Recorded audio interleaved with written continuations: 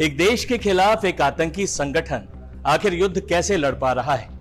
Israel और Hamas के बीच जारी युद्ध के बाद यह सवाल कई लोगों के जहन में आ रहा है। हम इस सवाल का जवाब इस वीडियो में ढूंढने की कोशिश करेंगे। फिलिस्तीनी आतंकवादी समूह हमास के पास एक ग्लोबल फंडिंग नेटवर्क है, जिसके जरिए यह अपने मित्र देशों से समर्थन प्राप्त करता है। इसके अंतर्गत दान और गाजा सुरंगों के जरिए हमास कैश भेजता है और अंतरराष्ट्रीय प्रतिबंधों को दरकिनार करने के लिए क्रिप्टो करेंसी का इस्तेमाल करता है। एक्सपर्ट्स और अधिकारियों के मुताबिक हमास के पास कई माध्यम हैं जिनसे वो वित्तीय मदद हासिल करता रहा है। रॉयटर्स की रिपोर्ट के मुताबिक हमास जो इस समय गाजा पट्टी पर राज कर रहा है, उसके लिए हालांकि अब आगे और फंडिंग जुटाना मुश्किल होगा। सैकड़ों इजरायली, हजारों आम नागरिकों की हत्या हमास के आतंकियों ने की है।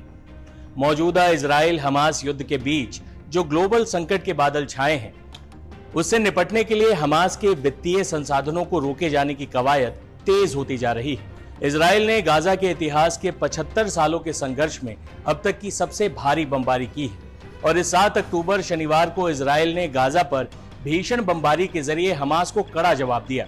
इस कड़ी में बार्कलेज बैंक की अथॉरिटीज ने कहा है कि उन्होंने कई बैंक अकाउंट्स को फ्रीज कर दिया है, जो कि कथित तौर पर हमास की फंडिंग के लिए इस्तेमाल हो रहे थे।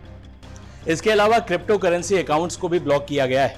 हालांकि इसके वैल्यू और एसेट्स के साथ इस बात का भी खुलासा नहीं किया गया है कि ऐसे कितने खातों को फ्रीज या ब्लॉक किया गया है। खबर आई कि दिसंबर 2021 से लेकर अप्रैल 2023 तक, यानी इस वित्त वर्ष की शुरुआत तक, इजराइल 190 क्रिप्टो अकाउंट्स को जब्त कर चुका था, ये कहते हुए कि ये हमास से जुड़े हुए थे। इन खबरों के दम पर इस बात का खुलासा होता है कि हमास, जो कई सालों से गाजा पट्टी में संघर्ष का रास्ता अपनाए हुए है, वो किस तरह से अपने संगठन के लिए पैसे या फंडिंग जुटाने के लिए नए नए तरीकों का इस्तेमाल कर रहा है।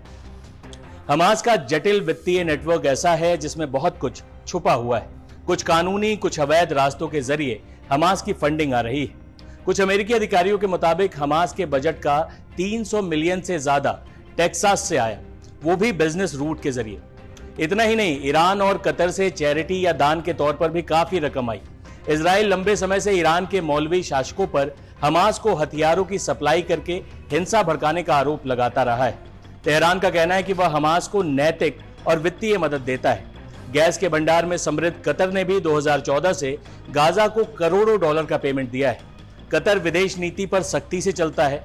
इस एरिया के सबसे बड़े अमेरिकी सैन्य अड्डे तालिबान और अन्य समूहों की मेजबानी करता है, अक्सर उसे मध्यस्थता की मंजूरी देता है।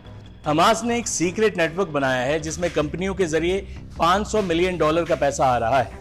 यूएस ने तुर्की से, सऊदी अरब से लेकर कई फर्मों पर प्रतिबंध लगाया है, लेकिन अब हमास की आर्थिक तौर पर भी कमर तोड़ने की कवायद तेज हो गई।